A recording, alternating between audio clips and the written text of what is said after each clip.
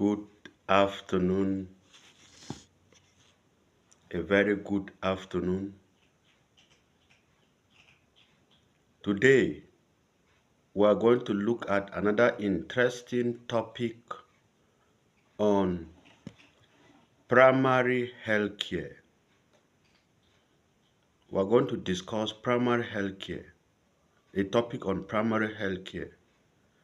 Rationale for community mobilization. Rationale, reason, it can be described as reason for community mobilization. About 8 reasons will be discussed as the rationale for community mobilization. 1. Empowerment. It gives the people in the communities voice in decision making. Since the mobilization involve the people, the problems in the community are discussed. Solutions are preferred. Everybody in the community may give his own opinion on how to solve a pending problem in the community. That gives them empowerment.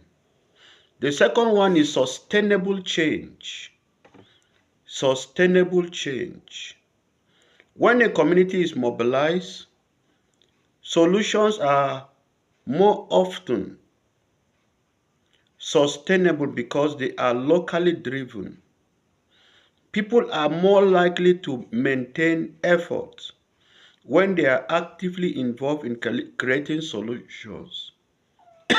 When people are actively involved in creating solutions, they also bring out key points on how to sustain the solutions or the change. The third rationale is resource utilization. Communities often have untapped resources such as knowledge, skills, and network. For example, knowledge on the importance of eating egg. Egg is a source of protein. Most of the time, some people in the community usually sell the egg. And some children in the community may likely develop kwashiorkor. Some sell their beans, which is a source of protein. When the people are mobilized or educated on the importance of such resources in the community, the egg is utilized. Children will be allowed to eat the egg. When they eat the egg, they will be well nourished. The third one is social cohesion and solidarity. Social cohesion and solidarity. Community mobilization fosters a sense of unity and collaboration among members. When you bring people together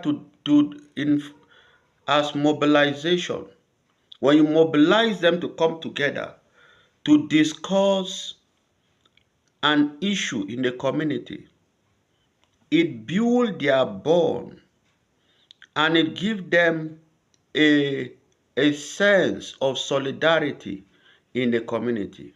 This builds trust and reduces social tension through their collective actions. The fourth one is addressing local needs. Mobilization focuses on the unique needs and priority of a community. ensuring that interventions are relevant and tailored to local context.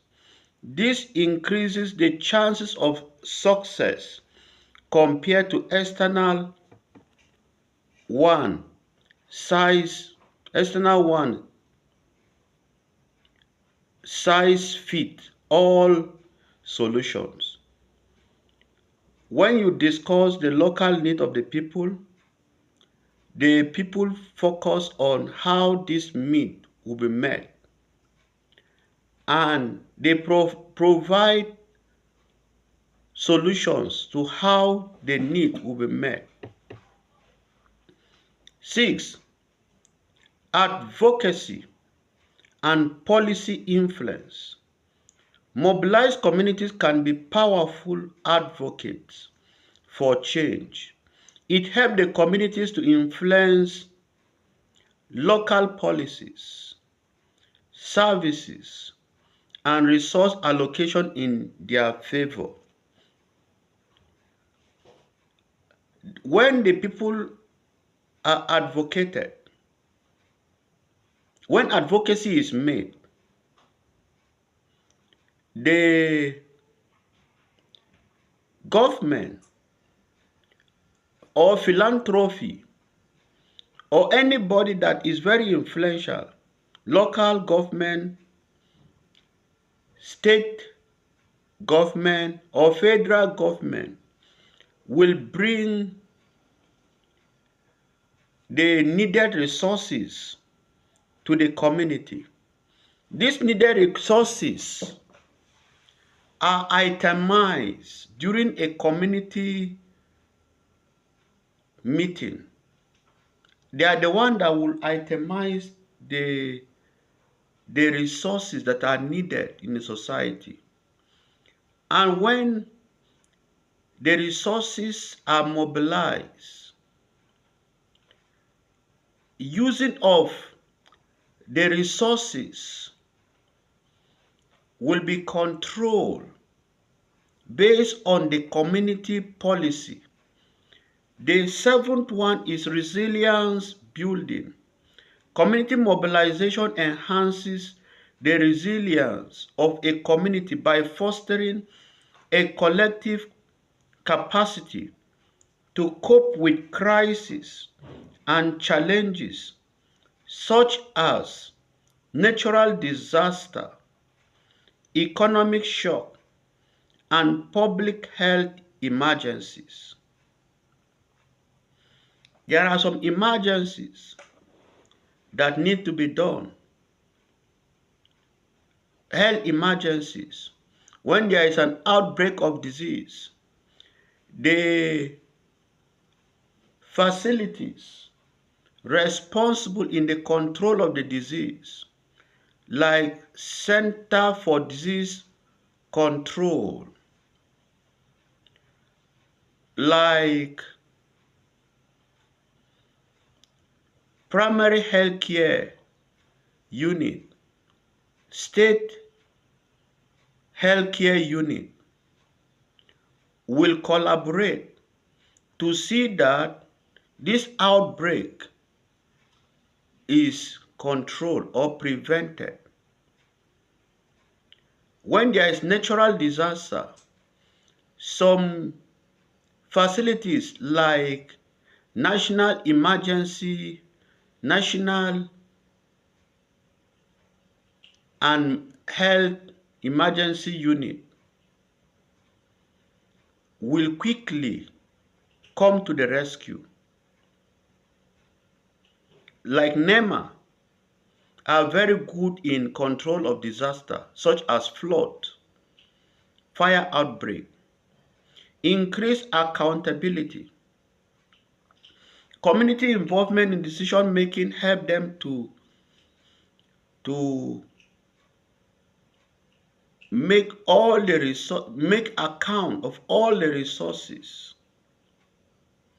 When the people are mobilized, the account of all the resources that have been deployed to the community, how the resources are used, how the resources got exhausted, what is needed will be explained to the people of the community. That help them to have increased accountability. The next thing that we'll look at is composition and function of development committee in primary health care. Composition and function of development committee in primary health care. A development committee in the context of primary health care plays a crucial role in improving health outcomes and at grassroots levels. These include 1. Community representatives. These are local individuals from the community who bring the perspective needs of the population. They include elders, local leaders, such as women leaders, men leaders, youth leaders, widow representatives, orphan representatives, to represent the marginalized or the vulnerable group. These form the community representative. The community representative includes the elders, the marginalized groups such as widows, orphans, representative, and so on. Local leaders such as women leaders, youth leaders, men leaders, and so on. Then we have health professionals, primary health care workers. Example, doctors, nurses, midwives, and community health workers, public health specialists. Number 3, local government representatives. Officials from the local government or regional government, supervisory councilor for health, local government councillors, or any body responsible for local government health policies and ensuring the provision of necessary.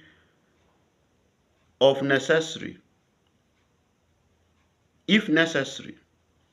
Then local government representative can include supervisory councilor for health, local government secretary or local government chairman, the local government councilor from the local government, district supervisor, regional supervisor, and so on. The fourth one is NGO representatives. If applicable, non-governmental organization representative may be included, or development partners. There are some partners that may key into the community health program. We have different partners that are engaged in the community development, such as Family Health Society, International Rescue Committee, UNICEF, and so on. Then we have social service providers,